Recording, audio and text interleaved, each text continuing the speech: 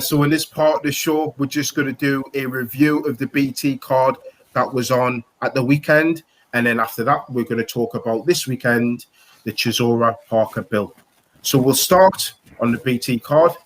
And the first fight that we're going to review, Callum Johnson against Murkic. Andy, I know you're a big Callum Johnson fan. What were your thoughts about Callum Johnson's comeback? I mean, he hadn't fought for about 777 days. Yeah, it was. So you could tell. For me, you could tell there was a lot of ring rust there. His movement in the ring was a little bit lacking, let's say, and he was trying to put a show on. He was trying to knock the guy out with everything he had, every single shot he had in that first round, and he paid the price because he got caught, didn't he? He did. He went back to the corner and got a real good telling off. So when he came out, it was a lot more focused in the second round and showed what Callum Johnson's all about. For me, mate, he's still by far and away the best British fighter that way. Do you still see him making a lot of noise? Yeah, heavyweight division on the world scene. Yeah, I do.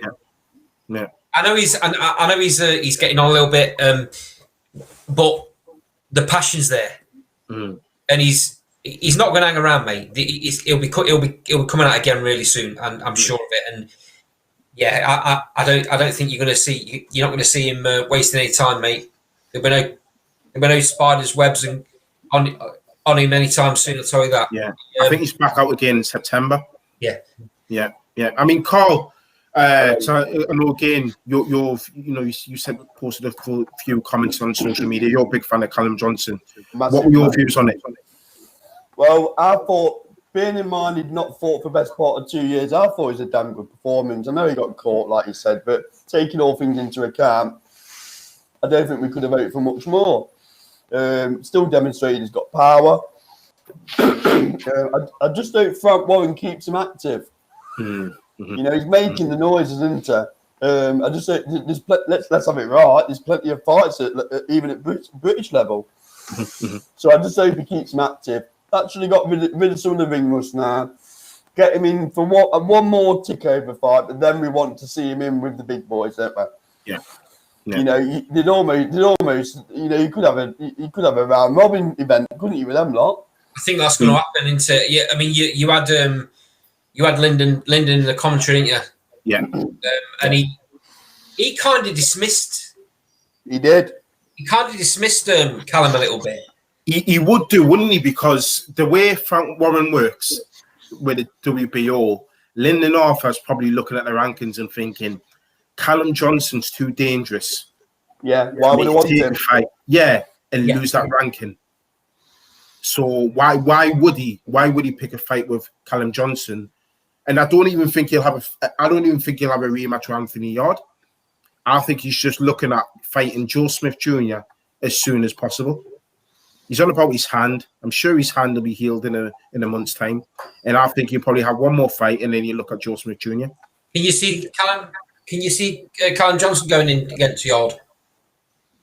I would say no, on the basis that I don't think they can take any more opportunities and risks with Anthony Yard.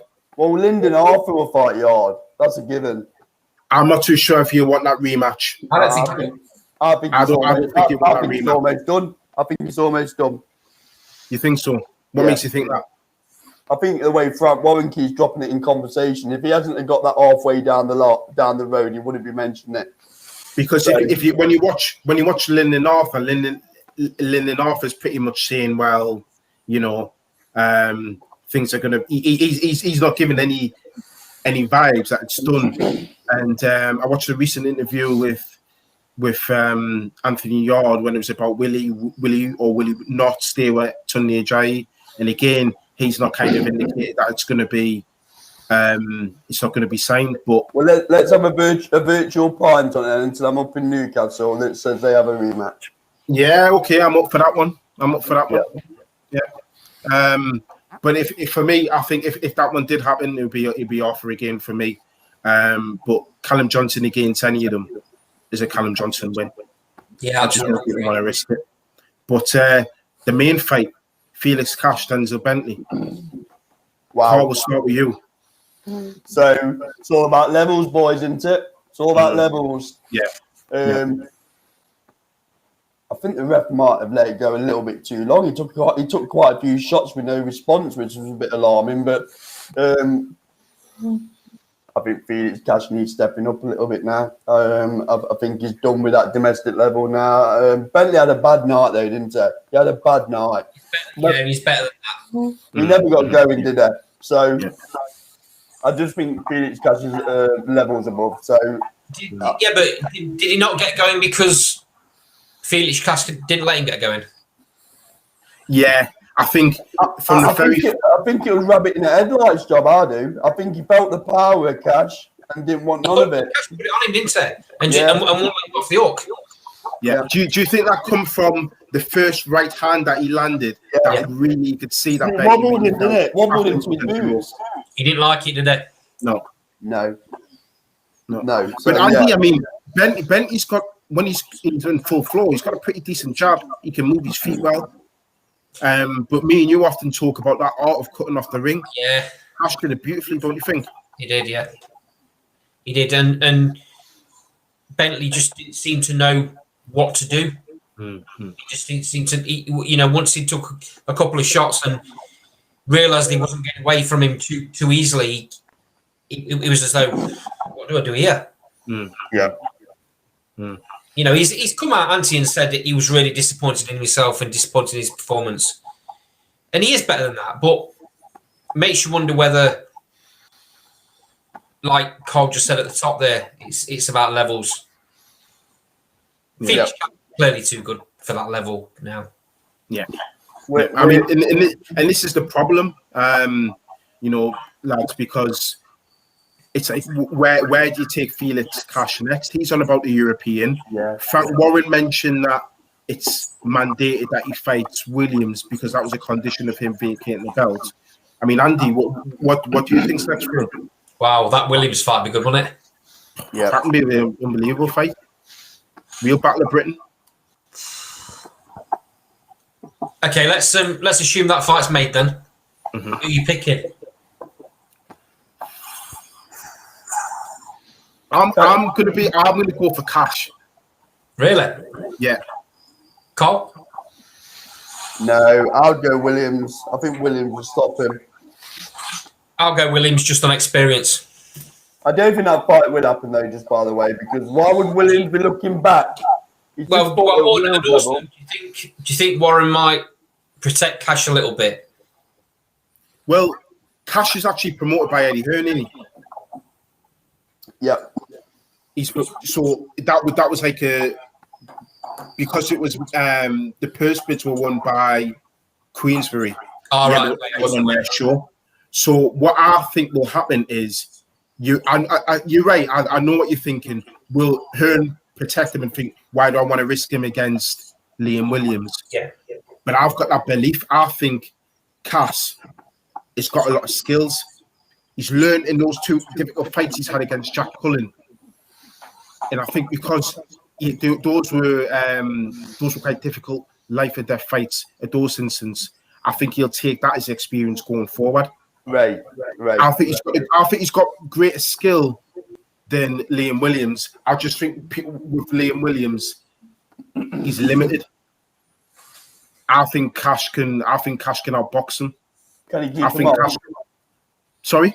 Can he keep him off? Yeah, of course. You think? Cash, he can use his feet. He can use his feet. Cash bangs, don't he? So Cash can hit hard and he can use his feet. And I think what I was about to say there is he didn't get to see his full arsenal against Denzel Bentley because he didn't have to. Yeah. He could get him out of there. Against Liam Williams, he knows he's going to have to use his brain. He's going to have to use his feet a bit more.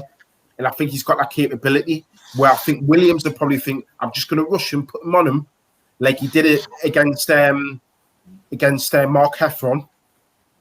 All right. And I just think that Cash is probably just going to be a bit too smart, a bit too ring savvy. That ring IQ will come over.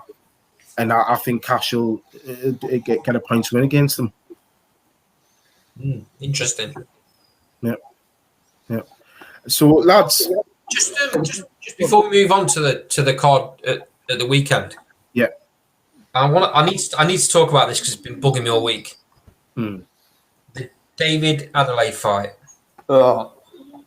I mean, I'll give you my opinion, and then you two tell me whether I'm talking complete bull. Go on. I only thought he won one round. I gave it 5 rounds to 1 to Sosmanowski. Yep. What were the commentators? What were the pundits watching? What were the judges watching? It is everything that's bad about boxing. Everything that's wrong about boxing. Shocking. Absolutely shocking. I'm glad I'm not the only one thinking it. I had it on my scorecard, which you guys know I keep on my phone. I had it 5 rounds to 1 to Sosmanowski. I just thought it was, considering the guy for the past year has been calling out Nathan Gorman, I thought it was an awful performance. He was, for some reason, he was right hand happy. Oh, he was shooting, not wanted. Yeah, he was. But he thought he could land that one big shot and he'd take him out. His jab was, why he didn't double up on that jab, I'll never know. He was told out in the corner. It was the obvious thing to do to keep the lad at bay, who wasn't a magnificent puncher, but he couldn't miss with his right hand. Even off was shouting from the commentary, from the pundit box, double up on your jab. He wasn't listening to his corner one little bit, mate. Yeah. It just makes you wonder. I mean, fair enough. It's early days, and I'm sure he will learn a lot from that. But he's dodged it. He's dodged the bullet there, hasn't he? I mean, why that? Why the Polish kid one jumping up and down at the end of that fight? I really don't know. He's not the first. He's not the first. He went with the He's not the first. He went with the last winner. True. It makes something to talk about. But I think for the wider picture for me, boys, is when you look at these Frank Warren cards, and notably, we already talked about the last 2 fights. Really, a lot of those fighters on his cards are prospects which are 4, 5, 6-0 against journeymen, and we had Steve on earlier talking about journeymen. My worry is decisions like that will hurt Warren more than will hurt Hearn, because Hearn has a lot more stars. Warren hasn't got that. So unless Warren matches his unbeaten fighters together, like he's doing with Williamson and Kieran Smith, he's going to encounter those, and he's not going to get the viewers, he's not going to get the fans, he's not going to get the public beside him. It's going to be a big problem for him going forward. Yeah, I mean, but what it also does is it gives David. It leaves a bad taste in your mouth, a bit like your cooking, Andy. What's that? Sorry, I didn't quite catch that, big man. I said it leaves a bad taste in your mouth, a bit like your cooking. So Lou tells me anyway. All right, okay. But it does, all joking aside, it does, doesn't it? You know, it does. It does. It's not good for the reputation in the sport. It's not good for the integrity of the sport, because it questions the integrity of the judges. You know, it goes back to all that adage of not even casual fans, people that still want boxing banned, to say, oh, well, boxing's corrupt. And we know it's not as simple as that. But it was a bad decision. We've seen them before, and Carl's right, we'll see them in the future. It's not good for David Adelaide either, though, because he's going to think he can fight like that and win fights. It smells of a hype job. Don't tell anyone. It smells of a hype job. Yeah. What he needed was to learn a lesson there. Yeah. And he's not learned that lesson because he was given the result. Yeah. His corner man for 4 or 5 rounds was telling him he wasn't doing the right things. And without saying it, he was telling him he was losing the fight. But then the 5th round comes up and he's telling him he's winning the fight. All of a sudden, he's changed his tune, within the space of 1 round. Yeah, something not right there, mate. No. We'll see. We'll see. Like I said, I think Frank, what he needs to do is probably match these boys together, and then we'll see what they're really made of, because he hasn't got much established stars on his cards now. So part of Frank Warren's problem, though, mate, is you've touched on it yourself. He hasn't got as many big stars as Eddie Hearn's got. If he matches these guys against each other, you can find that one of his big stars then all of a sudden is not a big star anymore. True. But then how long could you fight? You have them fighting against journeyman until eventually it's an upset. I mean, the same thing happened to Alfred Barrett. And then and he builds them up and he puts them in these fights that they're going to win, and then all of a sudden they're thrown in the deep end with a world champion and they get their asses spanked. Warren's not the only one to do that, though, is there? You all do it, don't they? I know he's not, but these guys aren't tested. Mm. And then they start believing their own hype. I think we're more critical of Warren because he seems to go a particular route with his fighters, the WBO route. Yeah, and look at how highly ranked Zach Parker was, Yeah. And he, as much as I like Terry Flanagan in terms of, I like those type of fighters in terms of our small British fighters. When he became a world champion, you thought, would he have beaten any of the other world champions? And he got proved right that he couldn't. So I guess that's what we'll have to see. He's in a difficult situation. He either matches them or he keeps them unbeaten against journeymen, and whenever they find someone half decent, unfortunately they come unstuck. Who's a good example? Daniel Dubois. He went in against. He's not been in against anybody apart from Nathan Gorman, who was well out of shape. Yeah. Knocking people out for fun. Mm. He comes up against the juggernaut and don't lay a glove on him.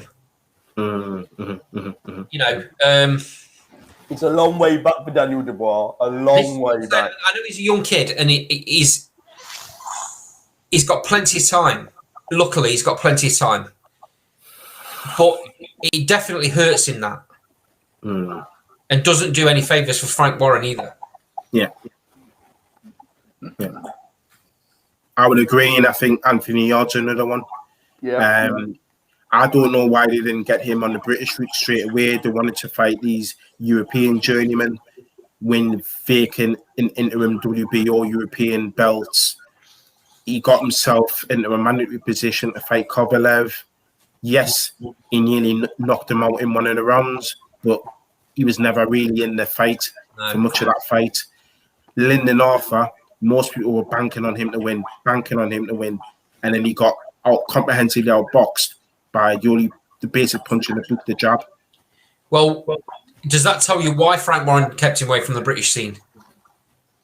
There's too many good fighters in the British ranks. I think it was Warren's meal ticket, wasn't there? So it was taking on a very slow path, building his profile. That's what I think, Carl. And then he got found out. Yeah. You'll be doing the same with Dennis McCann. Yeah. You'll be doing the same with Archie Sharp. You'll be doing the same with Sam Noakes. You would have been doing the same with Willie Hutchinson until Willie Hutchinson got found out against Lennox Clark. And I'm hoping he doesn't do the same to Troy Williamson because he's got a good kid in Troy.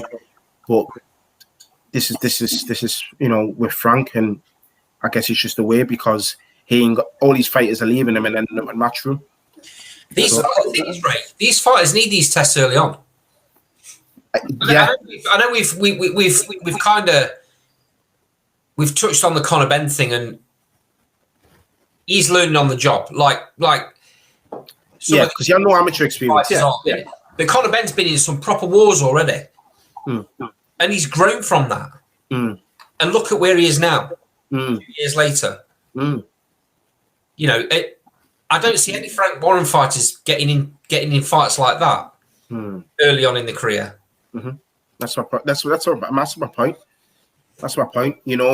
Because being given these early knockouts against these European journeymen, how does that develop you as a fighter later on? So when you're in those championship rounds against a Kovalev, what have you got? And Anthony Yard was so spent, he was knocked out. He was knocked out by a jab, and then he was outboxed by Lyndon Arthur on a jab. So it's not too bright for Frank.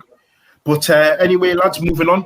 We've got a mammoth bill, if you ask me, this weekend. Chisora Parker. It's a brilliant card, isn't it? Yeah.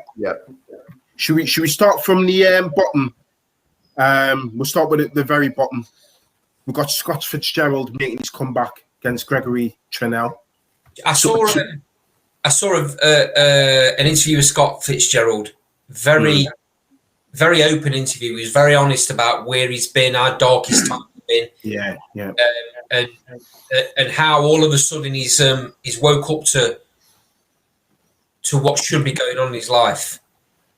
He's seen two fighters that he's beat in Cheeseman and Fowler move on to better things after a loss to him. They've moved on to better things, you know. Both looking at coming out of the British scene not too long down the line. Mm. And I think he's realised something's clicked in his head, and he's realised, hold on a minute, that should be me. Mm-hmm. Mm-hmm. And he seemed definitely in this interview, mate. He seemed very switched on, very focused, and not wanting to waste any more of his talent and any more of his time. Well, let's have it right, Andy. It's last chance saloon, isn't it? Yeah, it is, and he knows that himself.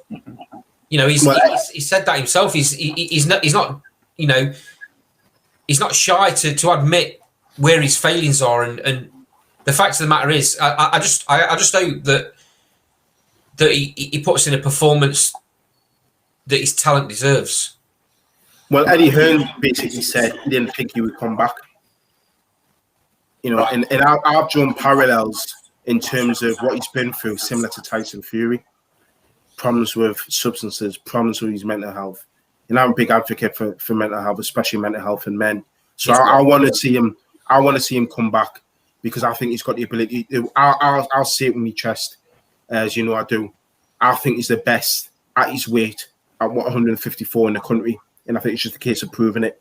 He's up at super middleweight. Who cares? You know, it's at the minute. It's just a case of just getting him in the ring, getting him healthy, physically and psychologically. Yeah. And I hope 3 or 4 fights time, we'll see him in a big fight. He could quite easily, mate. He could quite easily unravel in this fight. We don't know what state he's in. It'll be an interesting watch. I don't think he will. I mean, it's boxing, anything can happen. But I agree with Andy. When he saw him against Fowler, particularly in the build-up to that fight, there was a lot of animosity between the two of them. You could see it was doing things to him psychologically. He was very on edge. He was up and down, raised voices. He was very aggressive. When you see him now, he's calm, he's relaxed, he's very somber. You know, he's just become a dad. He's got 2 young kids now. I think he's realizing there's a lot more at stake. He's 29 now. He's not all in boxing terms at his weight by all means, but like we're all saying, if he loses this, where does he go from here? Yeah, he's not going to lose this fight. I think you just hit the nail on the head, Ray. He's got 2 young kids. Yeah. Maybe that's the switch. Maybe that's what's. I agree. You better hope so. Yeah. That don't do it. Nothing will. Yeah, exactly, and that because that's got to be the motivation. That's got to be a motivation for him. So I'm going for a Fitzgerald win there. Campbell Hatton. I know we spoke about it earlier when we were chatting to Steve. Carl, do we not get a prediction for Fitzgerald then? Well, I mean, he's basically said a win. So I mean, and he's fair comeback back. If you want to go on a prediction on his comeback, go on, Carl. Give us one. So what was your prediction again, Raymondo? I'll go for Fitzgerald. I'll go for a points win. Is it a 10-rounder, right? No. It's there's not one on. So I personally think it'll be a 4-rounder. Oh right, okay. Okay, fair enough. Yeah. Well, if it's a 4-rounder, it's going to points. So if it's 4-rounder, I'm going points. Yeah. And I don't know what makes me think it was 10 rounds, but okay. Obviously, Fitzgerald wins, depending on what the rounds are. If it is a longer fight, then Fitzgerald wins by stoppage. Yeah, if it's 4 rounds, it's probably going to. It's a first fight on the card, so it'll be a short one. It'll be on the Facebook Live, but we'll go to Campbell Hatton. Carl, obviously, do you think he'll have put in some improvements considering his debut? Or he's making the right noises, isn't he? He's saying that this would be a totally different performance to the first one. I expect to be a lot calmer this time. I'll tell you what, there's a bit of needle in this, you know. These two know each other. They've sparred quite a bit. I didn't know that, Andy. Yeah, they're both Manchester lads. Yeah, I'm going. How many rounds this one over, Ray? 4. I'm going to go for Campbell Hatton to stop him in the third. Yep. So that's my prediction. Andy? I see it going to points. This kid's got a little bit of a point to prove. You know, I think he feels a little bit like he's been overseen, which he's going to have into his fight in a Hatton. It was interesting that the build up when they got both on stage, and it was quite interesting that they seemed very comfortable with each other. So they obviously know each other quite well. And Ant says they sparred. I think it was in November, the last one, which is interesting because that's not that long ago. So I'm going to go Ant points. Yeah, I think Campbell. I think Campbell will get him out of there. So I'm gonna lean towards Carl on this one. Wow. I'm glad it's recorded. I think it'll be late in the fight though. I think it'll be going to go for round 4. I can't see him getting out there in the first. But I'm hoping Campbell's got used to the fact that this is a man's game as opposed to the boys in the amateur game. So, and I think that was a little bit of a worry. He was getting tired far too early on. I know we can say the fans weren't there and he was over eager, but I think because he didn't have that much amateur experience, I'm not too sure he knew how to pace himself. Obviously, that comes with fights. Yeah. But I think I'm going to go for a 4th round stoppage for this one. I've got to get your views on Eubank Jr. and Marcus Morrison. I think that's a very interesting crossroads fight. Andy, how do you see that one going? It's very interesting, this fight, you know. Yeah.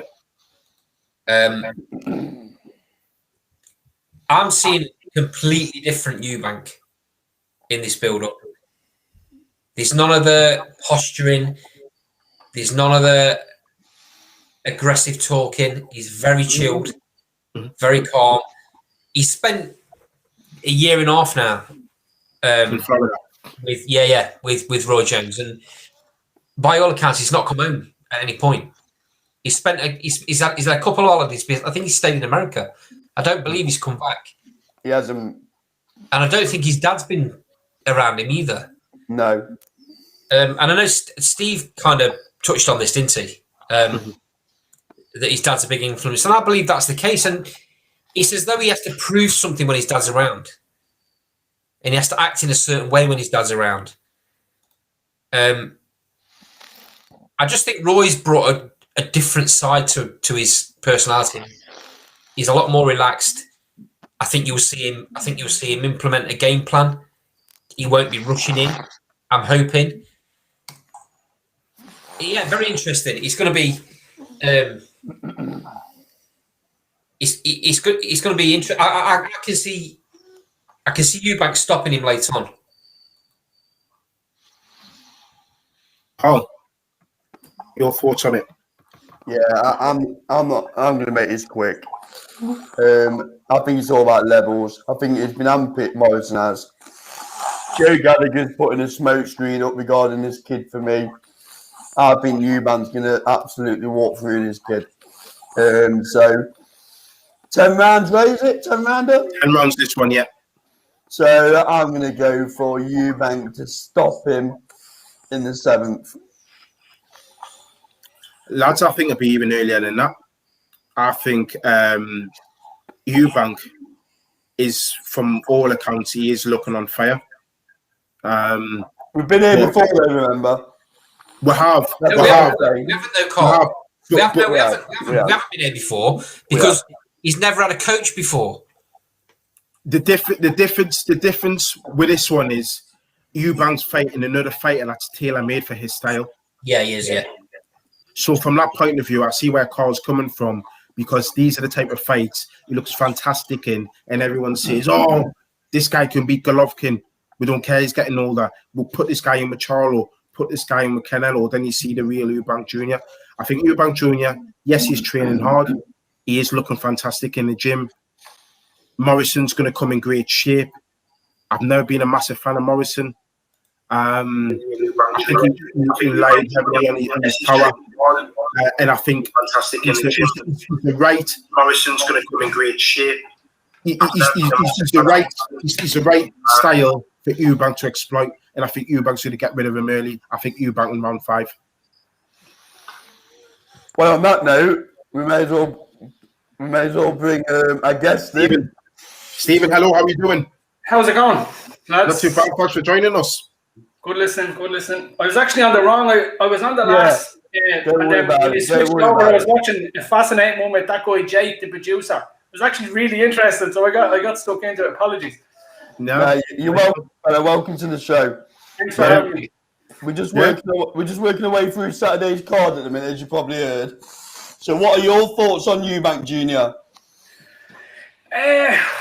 He's always a hard one, isn't he? I've never been fully able to get my head around him. He's really talented. I heard you mention the father there.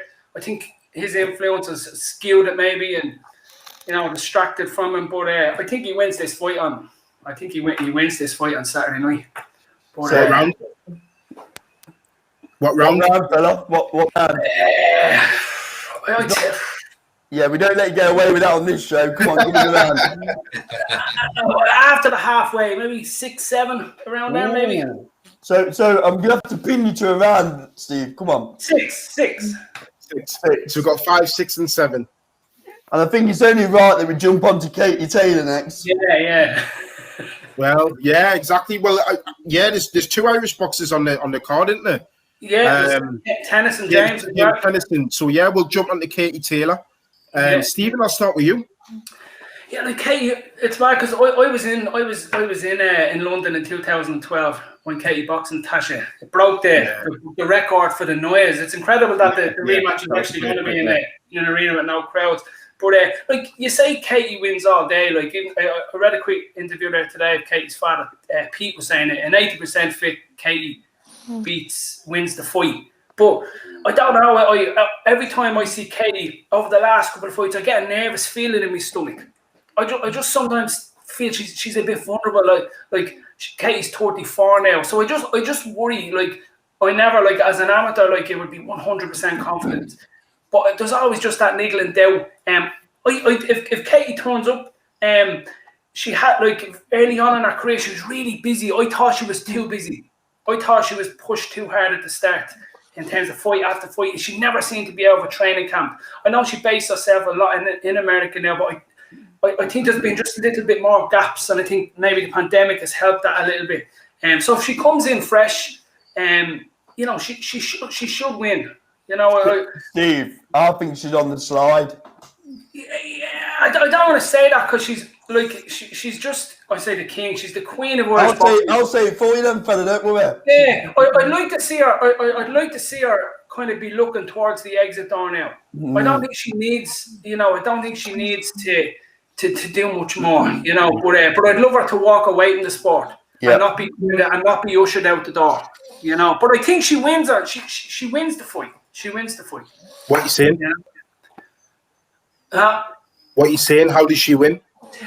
See again, I wouldn't be surprised if it just goes the distance. I wouldn't be surprised. I'm struggling actually to see how this one.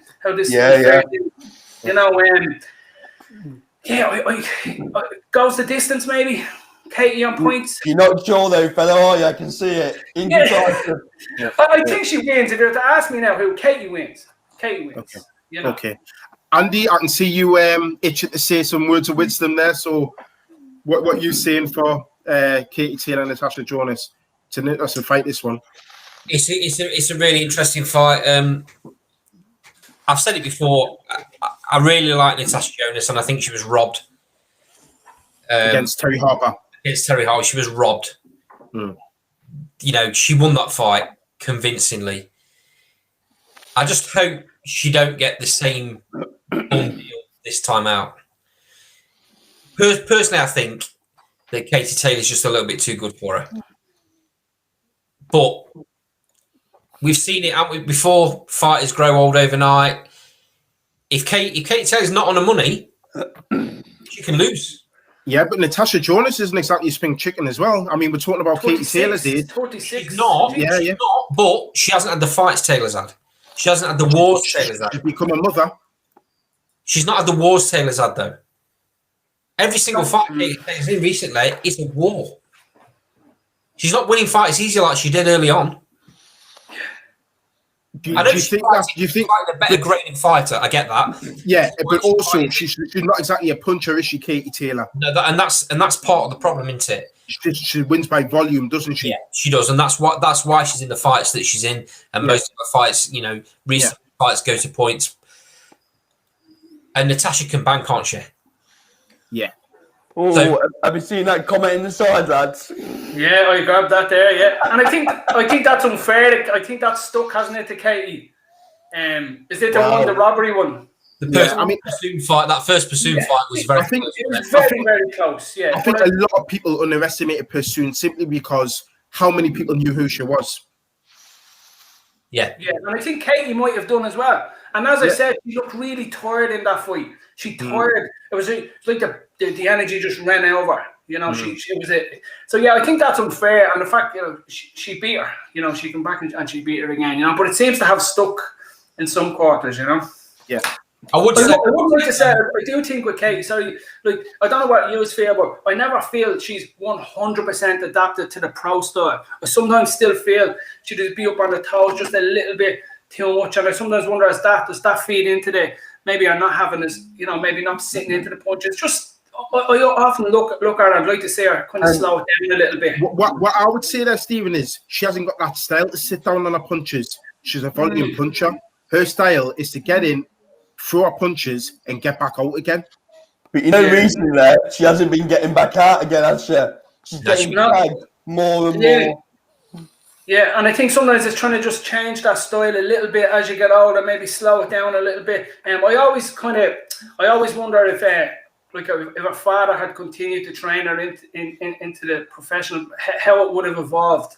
That was never going to happen when the dad left Katie's mum, wasn't it? But just from a boxing perspective, it will be interesting to see how Pete might have adapted and changed. He's a good trainer, Pete. Brilliant. He is absolutely brilliant. But Andy, I mean, you were just about to give your prediction there, weren't you? Yeah, I'm just reading the comments. We've obviously got someone in there that don't like Katie Taylor. No, I wouldn't say she's in the person's in the fan club. Let's put it that way. Can I just answer that comment? I think I think that second fight against Pursuit, I think Katie Taylor won that fight. I think she won it. Yeah. But I do agree. I think she lost the first one. Anyway, back to this fight. Even though I think Katie Taylor slowed down a little bit, and even though I don't think she's getting out after she's landed a shot, she landed the shots and she'd get out. She's not getting out anymore. She's getting clipped, and that could be a problem against Natasha because she punches hard. I'd still think Katie Taylor wins the fight though, but I think it goes to points. Carl, I'm torn on this one. I am. I can, for the first time in a while, I can see how Natasha Jonas beats Taylor.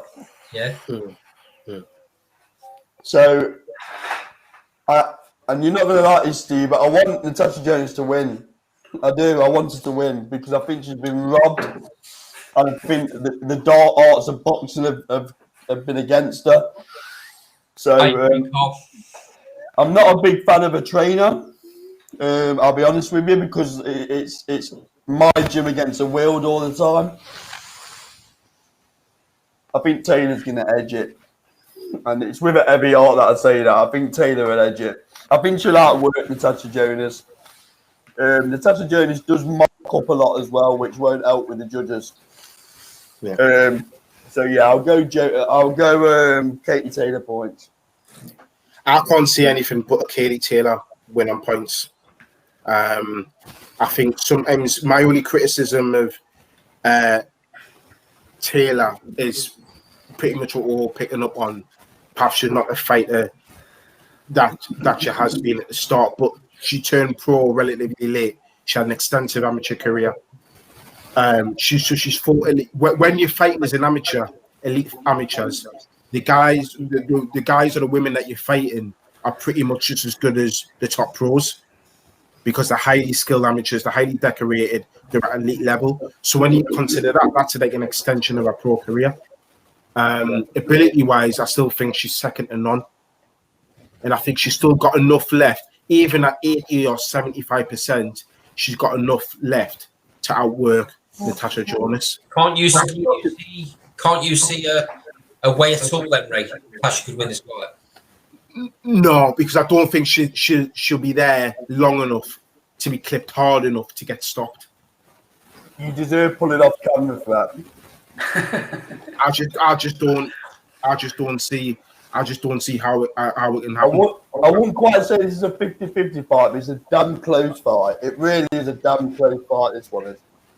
I think for me it's Katie's still got enough left to pull off a points win. I can't see Katie being so being so slow and so hell-bent and getting caught in the water to make that much of a mistake, to drop her hands, get involved in a slugfest, to be hit and then hit again, almost like Bentley was against Cash. I can't see her just dropping her hand and letting her. I think, yes, her reflexes are going a bit as you would expect, but I still think she's got enough ring IQ to get herself out there. She starts to see the red mist though, don't you? When she gets clipped, she likes that warrior mentality of standing there. She does, and many fighters do, but I still think she's got enough. She's proved she still had enough out of there against just as good level opposition to get herself out of there and win on points. So I can't see this being any different. I think what we've got to look at as well is, even though Natasha Jonas, we feel she won that fight against Terry Harper, there were times in that fight when she could have upped her work rate, and that would have made it more convincing to win that round, which would have reflected in the scorecards. Right. So let's see how much Natasha Jonas has learned from that fight. Because a lot of this emphasis, which tells you how good Katie Taylor is been about Katie Taylor and her decline.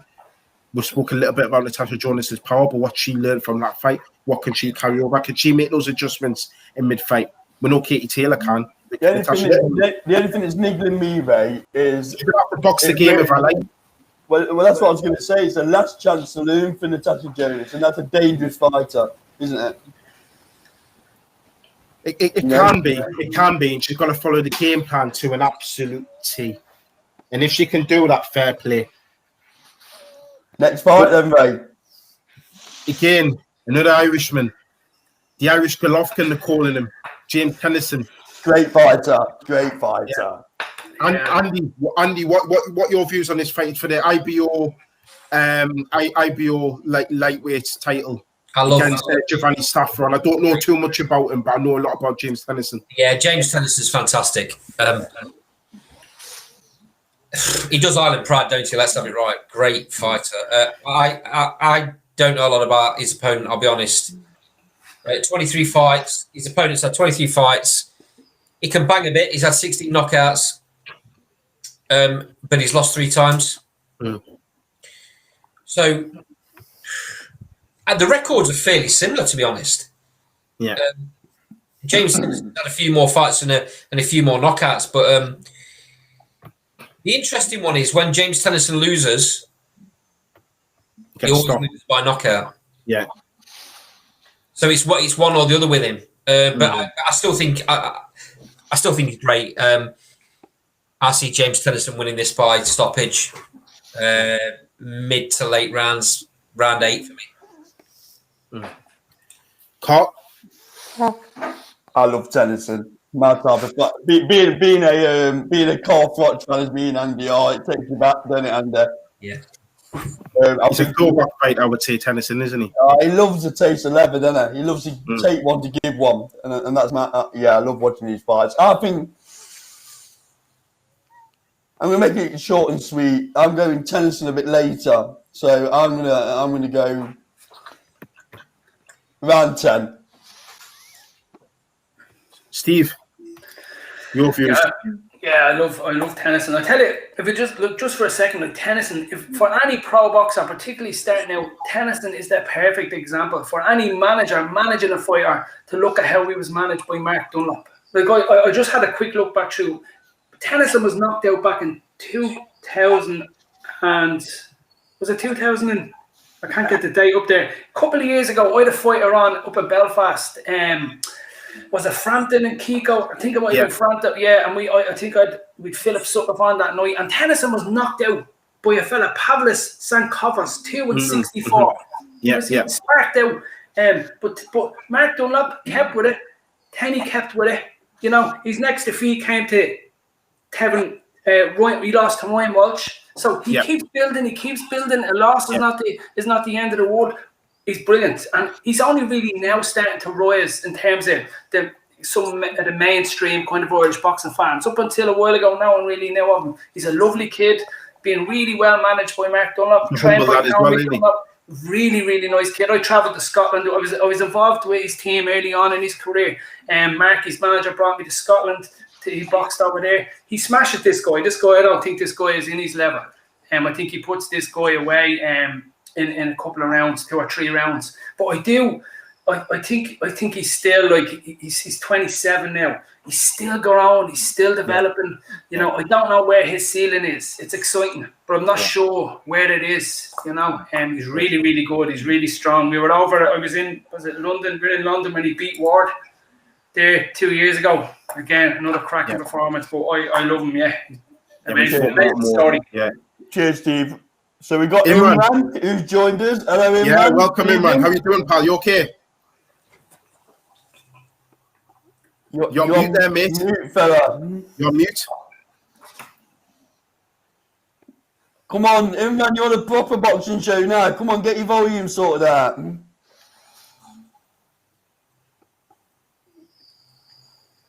Still can't hear you, pal. No. Right. Can you hear us, Imran? You can hear us all right? Yeah, we still can't hear you, pal. We still can't hear you. Just while you're sorting that, Imran, I'll just give my views very quickly on James Tennyson. I'll have to agree with Steve. I think he'll walk through this, lad. I think similarly I agree to him in the sense that we don't know just how good he can be. I think he's at the right weight now.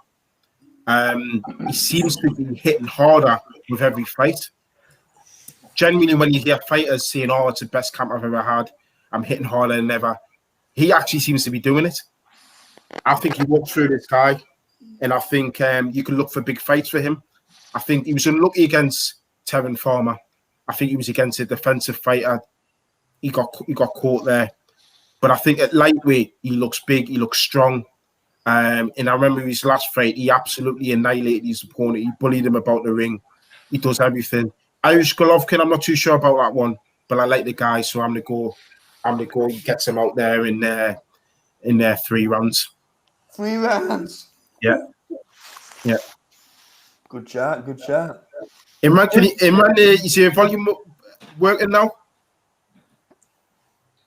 Do you want to rejoin Imran? Try rejoining, fella.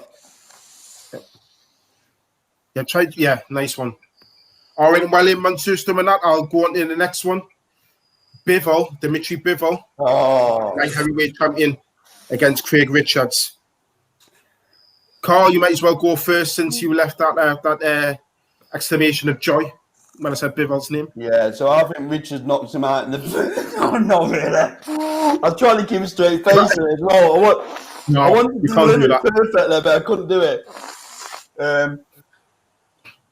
I think this is all about levels again, guys. I think Spider's going to find out exactly what Bivol's all about.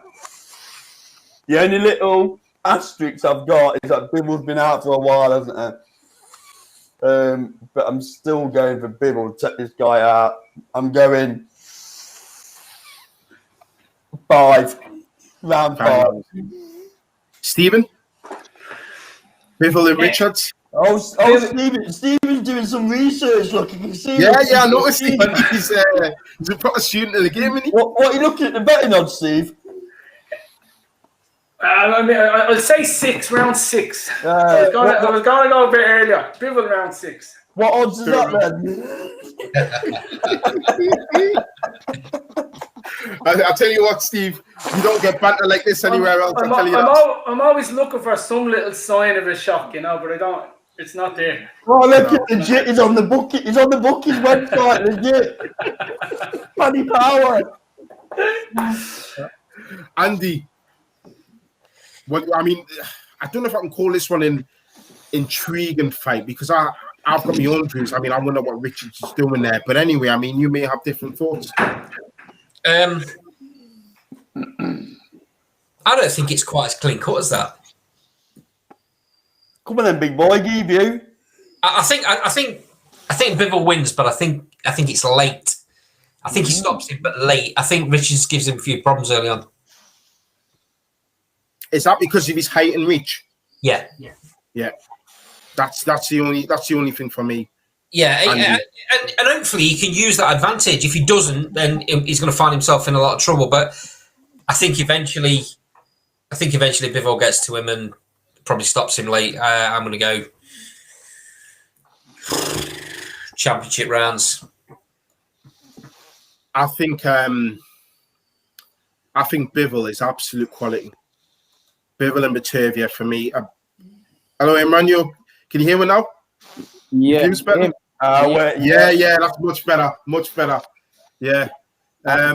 Like iPhone settings. You put 50p in the meter. Job done, fella. Yeah. Yeah. I'll tell you what, man. Since I'd asked you, and we went away from it now, but we'll go back to the Tennyson fight. How do you see that one going? I think Tennyson will beat him. I think Tennyson's he's a big puncher. I favor him to get the stoppage. I don't know, Johnny Nelson really rates him. He thinks he smashes Gervonta Davis to bits. I won't go back, but he can definitely fight. I think he gets the stoppage. What round are you saying? Probably 5. Right. Round 4, 5. Okay. And how are you seeing the Bivol and Richards fight going? I think Bivol's a great fighter. I really rate Bivol. I think he's one of the best light heavyweights out there. Bataviev's obviously the best in that division. I think he beats Bivol. I think he beats everyone at light heavyweight. Yeah, I've had chats with you about the only guy that I think possibly beat Bataviev is Canelo. I think everybody else. Me and you've had some discussions about that one, haven't we? Yeah. I don't think anyone beats Bataviev. He's too strong. It's too powerful. Yes.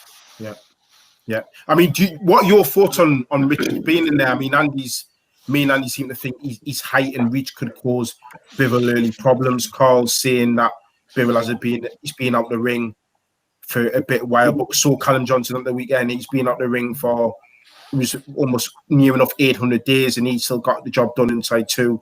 Do you see any of that affecting Bivol? Yeah, it could be, because he's been quite active, not been really fighting Bivol. So I don't think Richards is a big puncher. Like, Callum Johnson, when he fought Bataviev, Callum Johnson's known, he's a massive light heavyweight, huge. Yeah, he's physically big, isn't he? When you're a puncher, you always have a puncher's chance. I don't really think Richards is a big puncher, and I think Bivol's a superior boxer. So I think Bivol will be too much, to be honest. Yeah, definitely. He walks through him. That's what he does. Yeah. I think that class is permanent, form's temporary. Yeah. So I don't think Bivol being out of action is going to cause him too much problems. I think probably his height, and if Richard can get that jab going early on, that might. But I think Bivol will figure him out. And I see Bivol stopping him probably round 6. Yeah. So the main fight, Chisora Parker. Imran, we'll start with you. What are your thoughts on that one, mate? I'm going on that one. Like, the big fan of Parker early on. I saw him; he was knocking everybody out. But then once I saw him against Takam, I was impressed in that fight as well. To be honest, even though it wasn't the greatest performance, but he showed a lot of heart. And after about 3-4 rounds, he seemed tired, but he managed to get through the fight. I thought the performance wasn't that bad, but ever since the Takam fight, I just think it's been like a downward slope for Joseph Parker, to be honest with you. Like, he didn't look good. Like Ruiz, a lot of people thought he lost that fight. Against Huey Fury, he didn't look. Like, that fight stopped. He lost that fight as well. Yeah. They thought that a lot of people thought he lost that one against Huey Fury. Then he fought Joshua, and that stunk the place out. The referee was terrible in that fight. Don't get me wrong.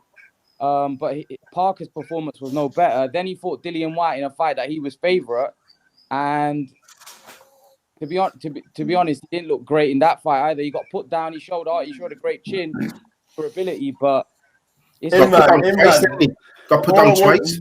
All I would say though, just in a little bit of mitigation, if that round goes another couple of rounds, Parker beats him. Yeah, but that's the thing. I don't think Parker's got something missing at that top level. There's something missing.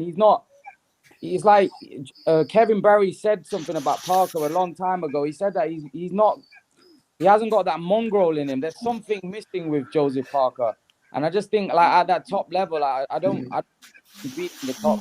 I don't really. Do you think that's his personality though, Imran? Because Andy mentioned a good point earlier on about how nice him and Chisora have been to each other. Yeah.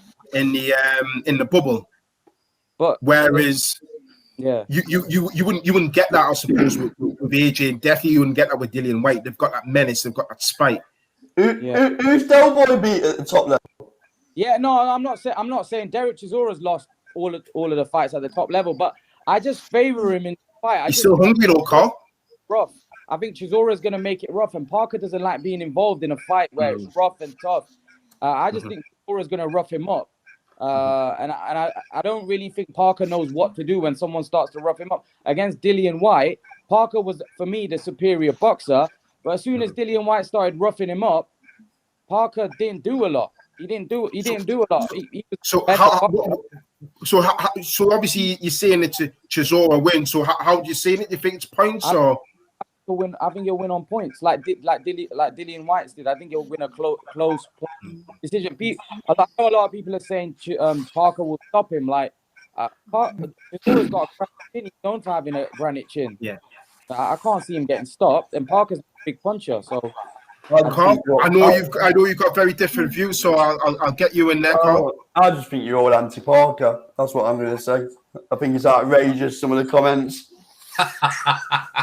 So this is the way I think it plays out. I think Del Boy's over the hill. I think you lot have all got rose-tinted spectacles on about Del Boy. Yes, he's lost a bit of timber. Whoopie-doo. But the guy's limited. You talk about Parker being limited. Del Boy's limited as well. Yeah. So he's got this geezer in Buddy McGree in the corner. All I'll say is I think Parker's gonna outpoint. I'm torn. Parker either takes him to the championship round and stops him because Del Boy's blowing out his arse. Or Del Boy might just struggle to get to points. And Parker will be that far in front on points that he wins on points. So I'm out the two because I don't sit on the fence. I will go for Parker to stop him round 10. Wow. Andy, how do you counter that one? Wow. Parker's declined. I agree with him, man. Parker's declined. He looked great when he was fighting. When he was fighting in his homeland, knocking people out for fun against very, very weak opposition, he looked great. As soon as he comes up against anyone half decent, he doesn't have the answers. Not a single fight has had the answers. Carl picked up on the Dillian White fight. The only reason that happened at the end of the fight was because Dillian White was knackered. If Dillian White had been fitter for the fight, it would have played out like the rest of the rounds. Parker's just not good enough, mate. And I don't know, maybe Andy Lee could do something with Parker in the next year or two. I don't think with him long enough. Like what? What can he do? How can he improve him? Well, he could probably change his style a little bit. Andy Lee's, I rate Andy Lee. He was a great fighter, and he looks like he's turning into a great trainer. Mm-hmm. I just don't think he's been with Parker long enough to make a big enough of an impact. And I get what you're saying, Carl, about Chisora always comes up short against in the real big fights. But Chisora's mentality and his attitude towards boxing's changed in the last couple of years.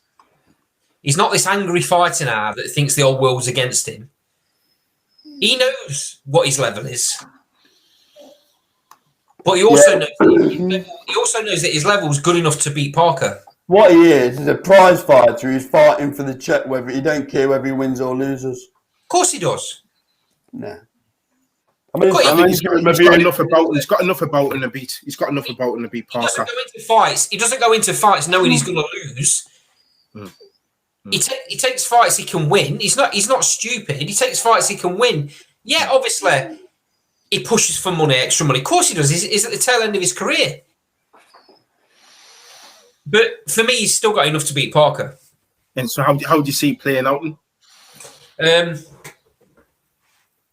I see it going to points, but I think you better hope he don't go to points. Chisora on points, okay. And Stephen, get to the book. Get Steve to put a bet on his app. Our bookies correspondent. We've got an American correspondent. Now we've got a bookies correspondent. I suppose from an Irish perspective, probably the only thing that would kind of maybe have us looking at this fight or really have any interest in it is the fact that Andy is training Parker. Other than that, it's like focus is Joshua Fury. Is it going to happen?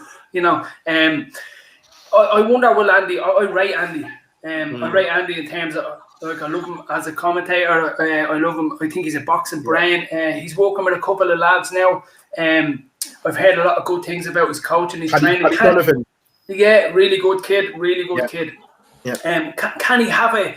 Can he? Like it was just said there, is he with him long enough? That's the only thing. You've got to side with Chisora, you know. And Chisora's grown on me. I was never mad into him, but the last 2 years, he's a warrior, isn't he? He's an absolute warrior. But yeah, have him. I say go the distance. Go the distance. And you're for the Chisora going the distance. Yeah. I mean, I'm have to say the same thing as what you, Imran, and Andy are saying. For me, it's a Chisora points. I don't think Parker's got a fire in him. I think ability-wise, you can question a lot of his performances in these last 6 or 7 fights, really. And I think, and he's right. As soon as he stepped up, he started to look suspect. I don't think he's got enough about him. It doesn't matter who's training him. Emmanuel Stewart could come back from the dead and train him. Could train him for 2 years. I don't think you're going to see more adjustments from Parker. And I don't think, when Carl's mentioned levels, we'll talk about levels before. I just don't think he's got anywhere near enough. He definitely hasn't got enough power. He hasn't got enough boxing ring IQ to keep somebody like Chisora, who's not a big puncher, but he'll still come at him. He'll throw everything but the kitchen sink at Parker. I don't think he's got enough to keep him off. So I think Chisora will overwhelm him and he'll be busier every single round. I think that's what's key in this fight. Who's the fitter and who will be the busier. And for that style of fighting, you're going to have to lean against Chisora, who'll be inside, sitting on his chest, just swinging hell for leather at him. He'll be the busier fighter, and he'll land the cleaner punches, and that's be reflected on judges' scorecards. So I think it'll be a Chisora points win. Right, well, that's enough for you not being wrong. Let's move on to Canelo versus Billy Joe then. Yeah. Stephen, we'll start with you then. Your views on that fight, big fight. Canelo. Yeah, Canelo, Billy Joe. Yeah, I think he's just going to be stronger. I'm not a big fan of Billy Joe. Canelo. Hope he wins inside the distance. Yeah. Why are you not a fan of Billy Joe, Steve? Yeah, just as a personality, I don't like. What about as a boxer though? Is that I can. By any chance? You know what?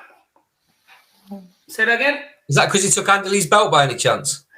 Nah, yeah, I just, I allow, it's actually not that. I sometimes allow, like, I'm a real kind of, like, I'm involved in pro boxing here in Ireland. Well, like, I'm also, it's kind of a good guy thing. And, and there's some people I'm just happy to overrule the boxer, you know what? Hope he doesn't win. But that's just where I'm at. Is that just because of his personality and some of the comments he's made about women and stuff like that? All of that. I just think, like, there was I know it's. I thought it was the live one, but you were listening to a guy there, your man Jake, the Sky guy, and talking about boxing and the narrative and how some people are moving away from it. And I just think he's bad for boxing. I just think he's very talented, but boxing will be better without him. I think. But I think Canelo beats him. All that aside, Canelo beats him. I think Canelo beats him. Imran, I know I've seen your views on this, and I've watched a lot of your videos, and we've had a lot of Facebook discussions. You're gonna have to put it back. I mean, how do you see this fight going? To be honest with you, I think Canelo's different class, like to everybody in a weight classes. To be honest with you. Yeah. I don't think anyone in around those weight classes beat Canelo. But in terms of Billy Joe, I think Billy Joe's a good fighter. He's a two-weight world champion, undefeated. He's obviously got that mentality. He's letting us know that how much of his background is going to help him win this fight. I don't really like talking about people's background because, to be honest with you, I think it all comes down to your talent and ability. Look how many great Mexican fighters we've had over the past. You don't see them coming out and talking about, how great they were. I just think it comes down to talent and ability and how good you are. And for me, right now, Canelo's the best in the world. There isn't a fighter out there that, in my opinion, in around those weight classes, beats him. He does everything. He's versatile. He's got power. He can walk you down. He can box with you in the center of the ring. His head movement is one of the best in the game. I would say it is the best. Yeah, his defense is one of the best out there. Billy Joe, the only way he wins this fight is use his feet, use his quick hands, and try to box and move. But I just think that stamina is going to be a problem because Billy Joe has a very energy-consuming style. Yeah, that style is very energy-consuming, and when you got an intelligent bull on top of you all night, right? It's not a David Lemieux that could hit you with one shot and knock you out. This is a guy that could hit you with one shot, but is setting traps. Very, very intelligent. But the thing is, Imran, when you look at the Kovalev fight, for me, and I've said it before, Kovalev was winning that fight. Yeah. Do you not think if Billy Joe is using his legs, he's using his footwork, he's using the space in the ring, he could go missing in that 20-foot ring? Do you not think Canelo might find a little bit problematic? Because, Amir Khan won at least 4 out of those 5 rounds. Do you not think Billy Joe's could give him some trouble there? When you're talking about like Kovalev, firstly, Kovalev was very tall. He had the height on Canelo. Kovalev looked huge in there, right? The thing is with Billy Joe, he could give him issues for a couple of rounds. The same like you said about Amir Khan. The problem is Billy Joe's resume, the guys that he's been in the ring with, I don't think has prepared him for a fight with Canelo. If you look at, for example, Amir Khan, right? Look at the guys that he had been in prior to him fighting Canelo. Amir Khan was just too small. Canelo was too big. But look at the guys that Amir Khan had fought prior to facing Canelo. Paulie Malignaggi, Zab Judah, Kotelnik, Marcus Maidana, Devin Alexander. These are all world-class fighters. Paulie Malignaggi was a 2-weight world champion, just like Billy Joe was. Zab Judah was an undisputed welterweight world champion, 2-weight world champion, had multiple belts in both weight classes. Kotelnik had beaten Marcus Maidana, only lost twice in his career. Devin Alexander was a former unified light welterweight champion and a former welterweight world champion. Look at the resume that Khan had prior to going into Canelo. Who has Billy Joe beat? Like, who has he beaten at that kind of level where we can say that he's going to go in there against the pound for pound best? I would agree. I would agree, but he's still got that skill set, and it's skill that can win fights. I agree. He has got a skill set, but I haven't seen it against Charlo. I haven't seen it against Benavidez. I haven't seen it against Andre. If he did it against those guys, I would say, you know what? I'll give him a better chance. But if we're going off doing it against Lemieux, the thing is, Imran, the reason you've not seen it against any of them fighters is because no one wants to go near him. Do you think Charlo wouldn't go near Billy Joe? Do you think Andre's been calling for Billy Joe for a while? Andre was going to fight him. He ducked him though. Andre ducked him. That's right. Ducked him. Yeah. Yeah, but why did it fall apart then? Because Billy Joe failed the drug test. Why not arrange a rematch straight after the ban? I don't know, but in terms of the fight, I've been told on very good authority that Ern took Andre in a different direction to keep away from Billy Joe. Correct, Andy? Yeah. But the fight was signed, though. The fight was signed. He was going to fight him. I take your point in, man, but he can only beat who's in front of him, can't he? Billy Joe. True, but I still think Canelo. So do you think Canelo stops him then, Imran? Because that's the way it's. Yeah, late on. I think around 8, 9, 10. I think he'll stop him. Yeah. Andy, how do you see it going? Firstly, I wish this fight was at middleweight because that's Billy Joe's proper weight. Why his fight is at super middleweight, I don't really know. I don't understand it. But he does look in great shape. He's definitely taking this really seriously. And he gives Canelo lots of trouble, certainly for the first half of the fight. Whether Billy Joe can keep up his style and keep away from Canelo for 12 rounds and Canelo not get to him, I really don't know. That's going to be the testing point, isn't it? And I've said it before, for Billy Joe to win, I can't see him knocking Canelo out because he doesn't have the power.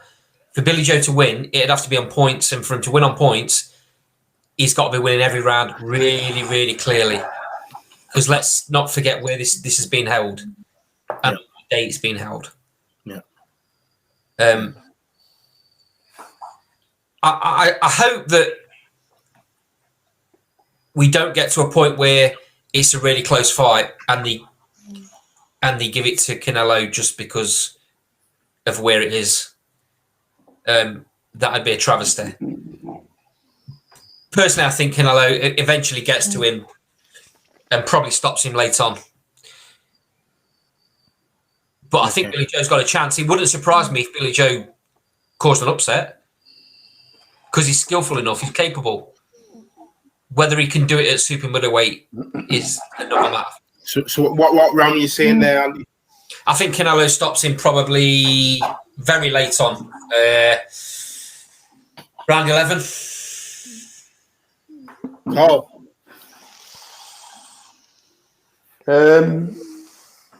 God, I want Billy to win, especially after the judges' scenario. Yeah.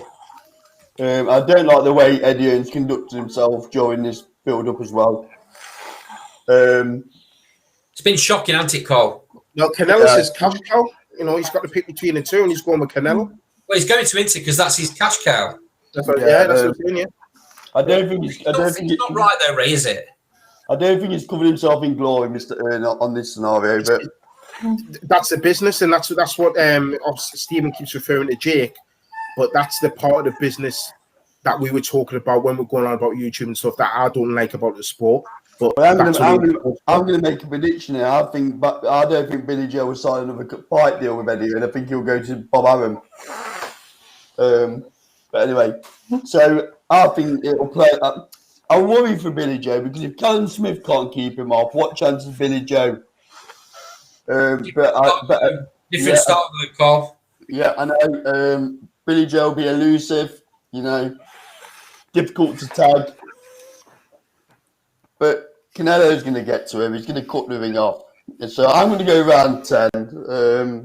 Round 10, Canelo. Round 10. Yeah. Right. I'll say this to Andy because he mentioned it. For me, it don't matter what weight it is. I know what you mean. Billy Joe is a middleweight, but then again, technically, so is Canelo. technically so's Canelo. I don't look at Canelo as being a big super middleweight. I think Canelo's one of those fighters that wants a legacy. And I think all this jumping from super middleweight to light heavyweight, because he's not fighting he's very smart. He's picking the fighters at the exactly. So Callum Smith knew he was dead at the weight. Rocky Fielding, that fight showed itself. Yildirim, that fight showed itself. Okay, he needs to fight Plant. He needs to fight, Benavidez.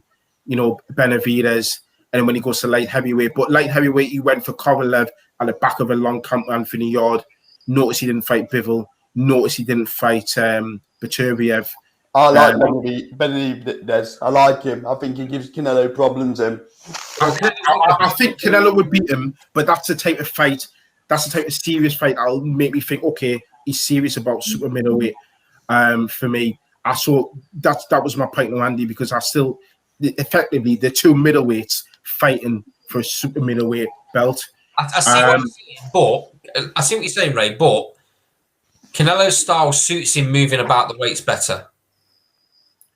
Possibly, because if you go to what Imran was saying before, which is a point, and we're seeing it with Josh Kelly when he fought Avanesian, with all that moving and jerking about, it gets to a point where your energy levels get sapped. Okay, Josh Kelly, we can see he's been struggling at the weight, but when you can't keep somebody off and you haven't got that power, and somebody cuts the ring off as wonderfully as what Canelo does, that ring all of a sudden looks a small, lonely place. Yeah. And there's going to be places where, so you can imagine how it's going to play out for me. Billy Joe moves around the ring great for the first 2 or 3 rounds. He wins. People start to get excited. He wins this. Canelo cuts him off, gets him in those tight spaces. And this is what he does so brilliantly. He makes you miss by inches. That takes it out of you. His head movement's so good. It's not as if he's leaning back the way Fury does. It's those little side steps that makes him miss by a matter of inches. But then he counters, and then he counters hard. I can see him stopping this probably with a body shot. Later on in the fight, I'll probably say round 9, maybe 10. I know Canelo is they're very similar fighters in terms of the skill, but I think Billy Joe's a poor version of Canelo. Canelo's a lot better version of Billy Joe. Everything Billy Joe can do, Canelo does better, and that's the problem that Billy Joe's going to have. It's almost going to be like he's fighting himself in the mirror, but he's fighting a better version of himself. And for every punch that Billy Joe throws, Canelo will have hit him and moved off. Billy Joe might move, but he's not going to be able to hit Canelo. You can't hit what you can't see. I think he's can be a little sloppy. Like in that fight, the Sufi fight, I noticed that he sometimes gives up shots. He can't afford to do that in this fight. Yeah, he got caught in the Sufi fight, and I think Sufi has wobbled him. He can't afford that kind of thing in this fight because Canelo's got the kind of power that could really seriously hurt him. So he's got to be on, and I hope he does it. I hope Billy Joe pulls it off because it's always great when there's it's good for boxing because at the minute Canelo's such a dominant force. It's becoming a bit like what Mayweather was. It's always good to see an upset. Yeah, and he's British as well. Let's not make no mistake about it. He's British, and it'll be nice to see us get our 9 world champions to 10. But when I be honest about it and realistic about it, for me, it's Canelo all day, every day, and that's a reason why Billy Joe Saunders was picked as that opponent. So I'm conscious of time here, lads. It's rocking on a little bit. Once again, our 1 hour show's turned into about 5. As always. As always. So just for the last 5 minutes, I'd like to get your opinions on Andy Ruiz. He's looking in tremendous shape. Spending a lot of time with Canelo. Yeah. How do you see this fight with Chris Arreola going? He walks all over him. Yeah. For me, Andy Ruiz is if you take away Joshua Fury, he's the best out of the bunch. I agree with you, mate. He's the best out of the bunch. Technically, he's superb. He's got it all. His judgment of distance is good. His timing's good. His speed's tremendous. Because he's so quick, speed is what creates the power. Speed and technique. Defensively, he's not too bad. It's heavyweight boxing. It's a bit like walking in the rain. You're going to get wet. You're going to get hit. But I think the weight loss as well. Although you can always say bodies don't win fights. I think the weight loss tells you, because that's always been a big problem with Andy Ruiz. He's never been dedicated, never been focused. He switched trainers like I switched t-shirts after the gym. Yeah. He's constantly with a different one. I think he's settled now. He's focused now. He's seen it in his diet. And I think you're going to see it on the night. I don't think Arreola, who's also lost a lot of weight, may add, but I think he's lost too much. I think he's gone right the other way. I don't think he's, even when Arreola was talked about 10 years ago or whatever it was, 10, 14 years ago, I don't think even then he would have enough to beat Andy Ruiz. So for me, Andy Ruiz, TKO early. Imran? Yeah, I think Andy Ruiz would be too much for Arreola. Arreola's way past his best. I was listening to a podcast of Teddy Atlas. Teddy Atlas actually said that Arreola shouldn't even be fighting anymore. Yeah, it's dangerous him being in there. And Andy Ruiz looks good right now. I think with Canelo's trainer, Reynoso, I think they've got him in great shape, and he's going to be razor sharp, fast. He's obviously got fast hands, and I just think Arreola's going to be taking a lot of punishment. So, yeah, I think this one will probably go 4 or 5 rounds. I won't be surprised if Arreola's corner throw in the towel or stop the fight. Steve? Yeah, I was reading an article there the other day. Ruiz, he looks in cracking shape, doesn't he? Yes, and I agree. Like that, he has that natural ability, and that can be the problem. Like, you get fighters, they have the natural ability, but they can't pull the other pieces together. It seems like he's doing that at the moment. And I definitely think with a bit of weight off, he has the natural ability. I definitely see him winning this fight, but I also agree. Apart from kind of Joshua Fury, natural ability. He's there.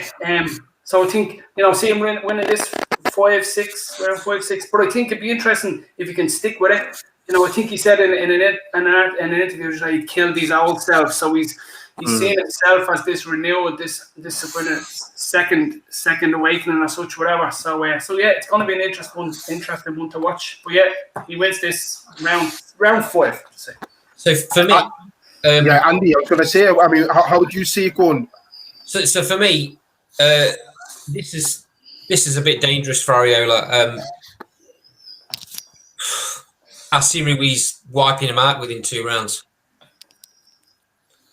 He was quick before when he was carrying weight. Imagine what he's going to be like now. Yeah. I tell you what, these other heavyweights need to watch out. Wow. It's going to be interesting, even though the fight's not going to tell you a lot. It'd be good to get him in with someone right Wilder. To see where he actually sits. So, he's been learning a lot. You can see a lot of the videos. A lot of them are staged, but you see a lot of the videos with Canelo kind of teaching him stuff, whispering in his ear, showing him certain things. That's going to rub off. He was dangerous before. Wow. Yeah. I see him right up there, I really do. Yeah. Carl, just finally, just to get your thoughts on that fight. Yeah, so the only problem Ruiz is going to have is he's going to join the Who Needs Him club. Yeah, I've said that before, yeah. Yeah, so he's going to have to work his way up and get himself into a mandatory slot if he's looking at a world title shot. Because who's going to want a piece of him? No one, if they've got anything about him, no one's going to want to go near him. But one thing I would say is maybe Parker jumps in with him when he beats Chisora at the weekend. But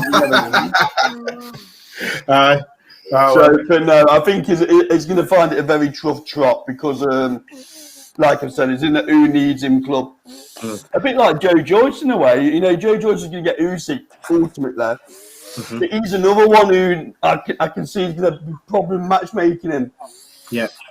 You know, so I think we've seen that already. Maybe them two should get it on. That'd be an interesting one. Well, lads, it's been another marathon evening.